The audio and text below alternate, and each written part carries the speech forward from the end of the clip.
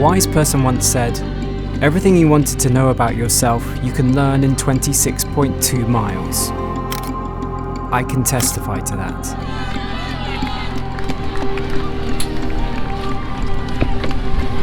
Fuck, my legs are gone. My legs are totally gone.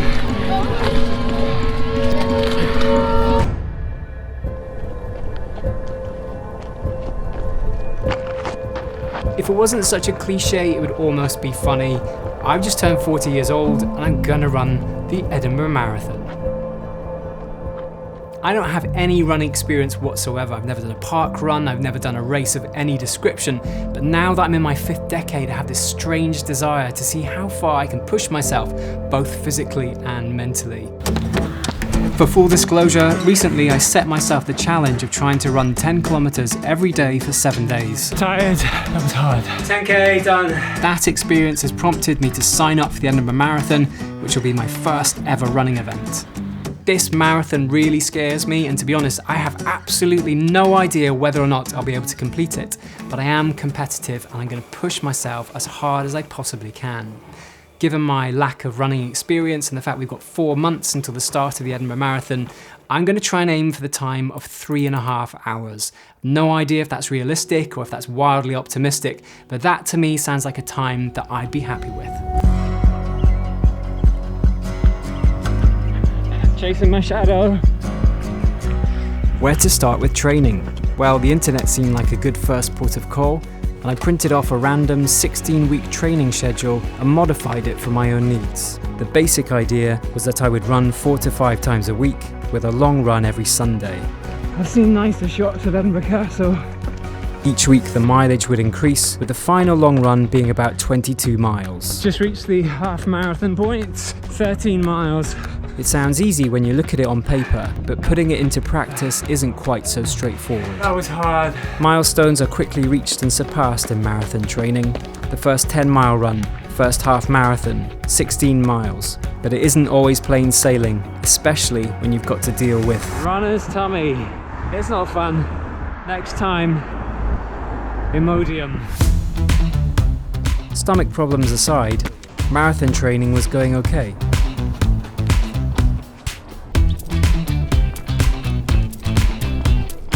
This morning I'm heading out on what will be my longest ever run, 20 miles. Let's go. This was to be one of only 2 training runs past the magic 20-mile mark. But half an hour into the run, it was obvious that things weren't quite going to plan. Feeling a bit sluggish this morning. It's feeling noticeably hotter today. I haven't been training in these conditions, so finding it quite hard going today. I laboured on for another 90 minutes, but with a bad hydration plan, at mile 17, I failed. So close to race day, I can't help but feel that this marathon is just a step too far.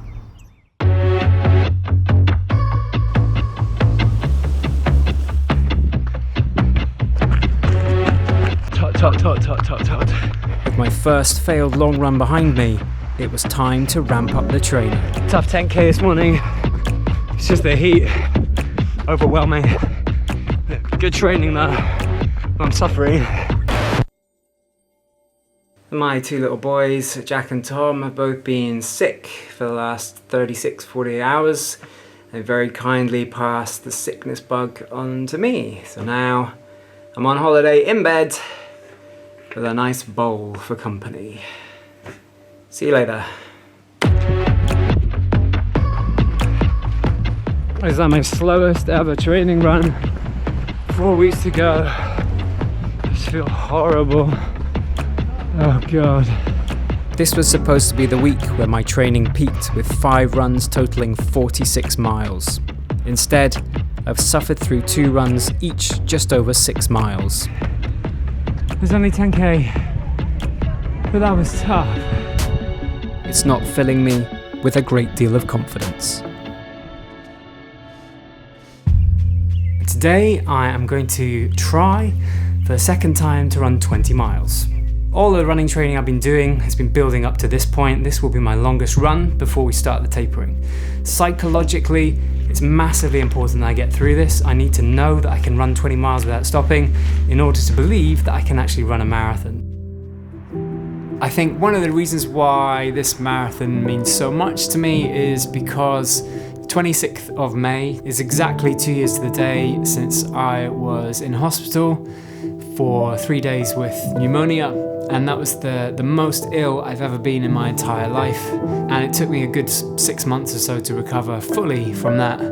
So running the marathon will be exactly 2 years later when I will be in the best shape of my life. 10 miles done, 10 to go. I can do this.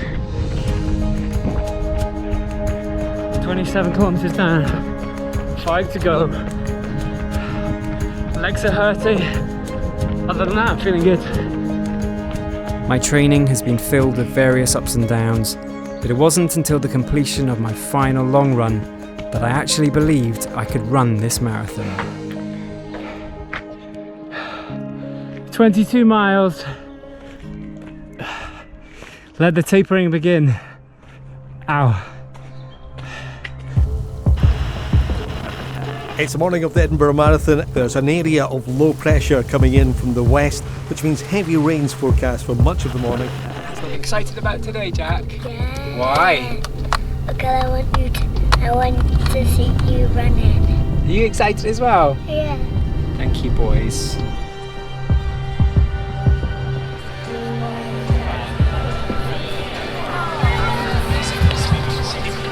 Edinburgh Marathon Festival. Enjoy the race and we'll see you at the finish. Here we go.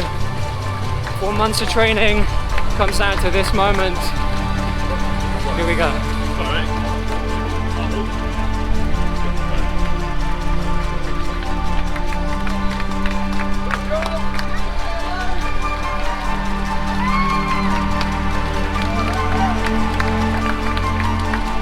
Feels good to get going. In the back of my mind, I was telling myself to really set off slowly. But the first stretch is pretty much all downhill, and it's hard not to get carried away. I think even had a glimpse of the sun just then. Things are definitely looking up. A beep from my watch tells me the first kilometre is done. Didn't set off too quickly, so it feels good. It's always a danger running the first kilometre too fast. Nice and slow. Slow wins the game.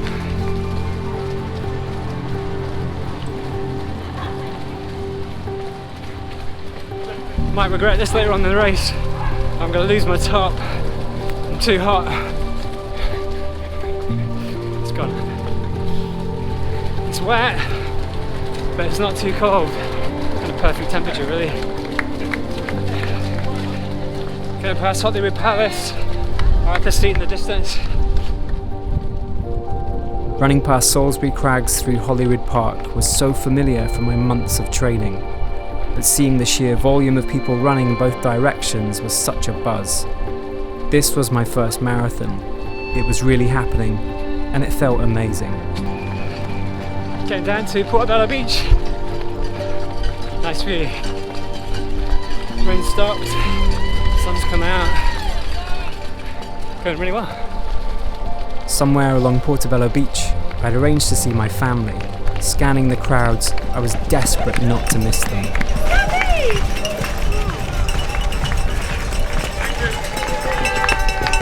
Just see my two little boys. It's giving me such a boost. It was really lovely.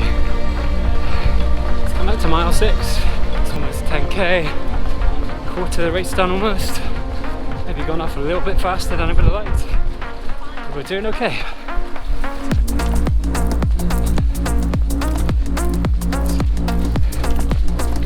East Lothian now, staying dry, missed the worst of the rain so far, getting lucky,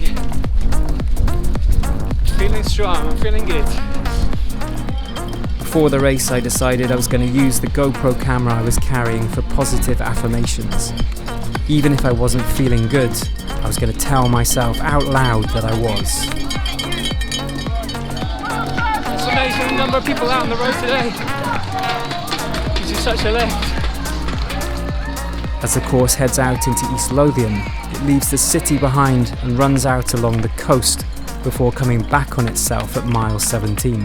I was aware that the hardest part of the marathon was going to be these grueling coastal miles. Getting close to halfway. Pace is looking good. Just hope I haven't set off too fast. Crowd's keeping me going.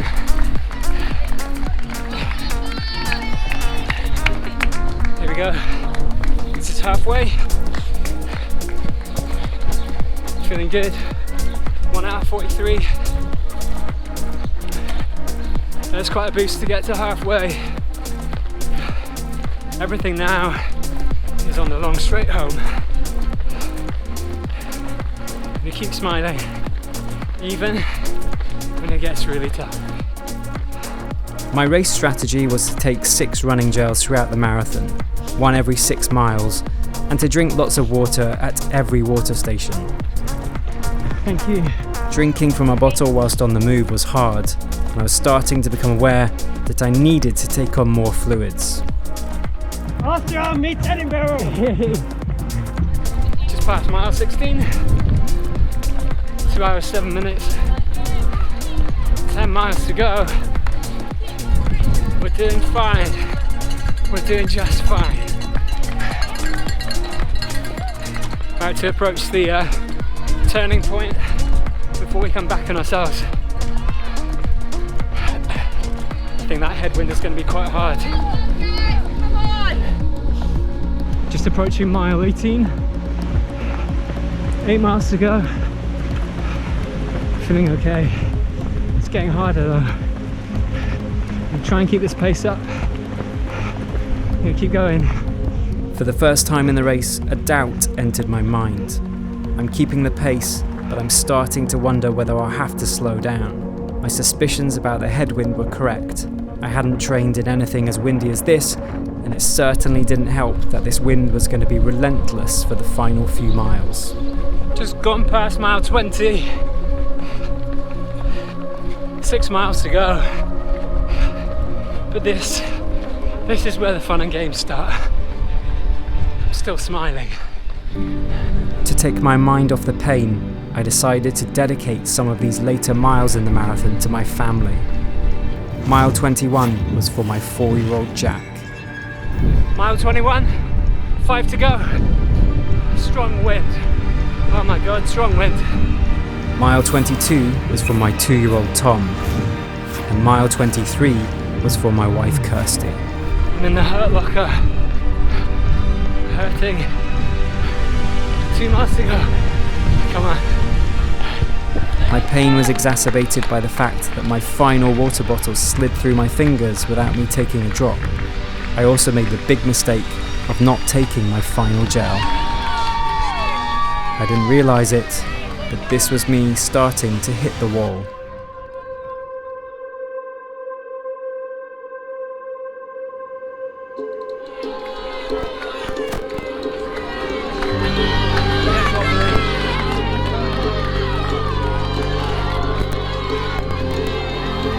For 26 miles, more or less everything has gone to plan.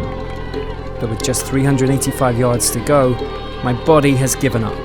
I've run out of glycogen and I'm dangerously dehydrated. This is my Johnny Brownlee moment. I can barely move my legs and I can't see straight. Come on, you're nearly there. But my mind is telling me to keep going. And the filmmaker in me is telling me to keep pointing the camera at my face. I literally hit the wall. My legs are gone. My legs are totally gone. The finish is right there. Even the music I'm listening to is trolling me. The National's slow show is followed by the songs Graceless and Humiliation. And yet here I am with just 200 yards to go. I keep telling myself, keep moving and keep filming. This will be over soon. I aim for 3.5 hours, but my painful ending means I crossed the line 4 minutes outside of my target.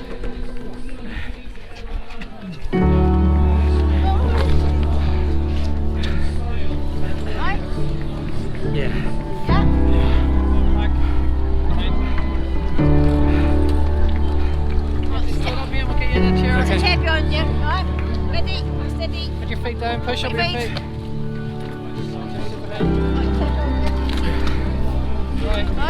Yeah.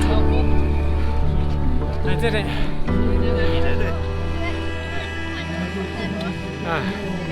Not quite the ending that I hoped for, but I did it.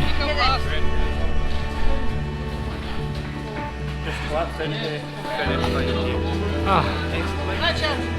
Hi. How are you feeling? Dizzy.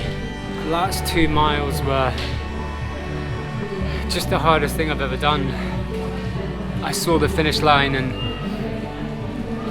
just couldn't go anymore. Right now I wouldn't say it's all worth it, but I've done it, and that's the main thing.